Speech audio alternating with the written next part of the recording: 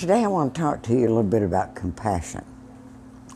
Now, I'm going to come at it from a backhanded way, I suppose. I'm going to tell you a story.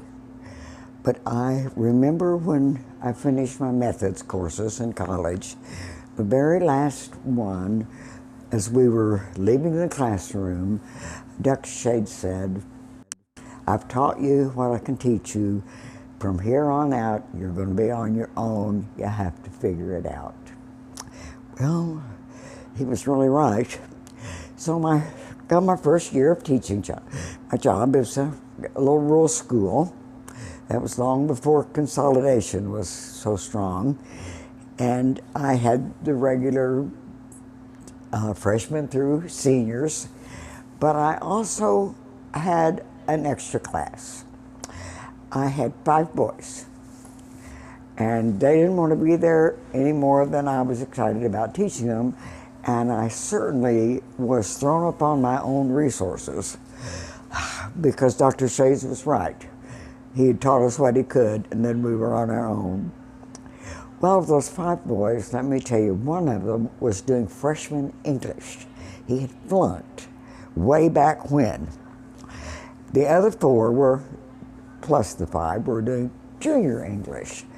Now, all 5 of us were doing senior English, but I figured out a way to I took the freshman child, because that's what he was acting like, and I gave him a book list, like To Kill a Mockingbird and The Old Man and the Sea, books that would be of interest. And I told him when he'd read those books, then we would discuss them, and if I was satisfied and he could really discuss them well, then he would have a good passing grade. Well, okay, we did that. So then I've got now I've still got 5 that I've got to teach junior English to. And I'm trying to figure out, how can we have a win-win out of this situation? Because I think I told you my idea of compassion was to go with them where they are, not where they ought to be or where you wish they were, but where are they? Have compassion for where they are to take them to where they need to go. So we figured out a curriculum, and I said to them, "Now, fellas, if we can do all this in 9 weeks, then the next 9 weeks of the semester, you can have study hall. You'll be through with junior English and just concentrate on senior English." So we did things like write themes, which was difficult for them. Some of them very difficult because they didn't like to concentrate. Their minds sort of wandered. Well, we all do at times, but part of what you have to learn is how to concentrate. So we did some theme work and didn't make it too hard, but I made it hard enough. They knew they weren't getting away with anything. And then we did grammar work, which they just detested. And anybody who's a junior in high school and still has to study grammar is not going to learn much, so you don't need to make anything too hard. But we agreed that we would do that, and then we would make speeches.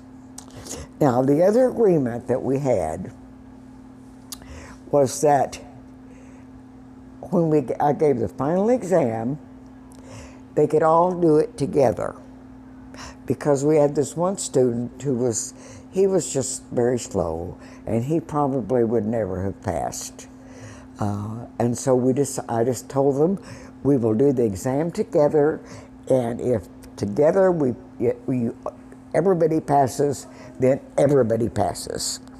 And so, they could agree. They thought that was a pretty good idea. They could help each other. So we started our speech making. So I asked them, okay, give me a speech on what you're going to do when you get out of school and go to work. And the one boy said, he got up to make his speech, and he said, "I'm going to be picking apples." And I said, oh, you are? Okay. Where did you know what apple trees to pick from? Where did you know where the baskets were to put them in? And where did you know to take them when you got through? And how did you know how you were going to get paid? He said, well, the boss told me.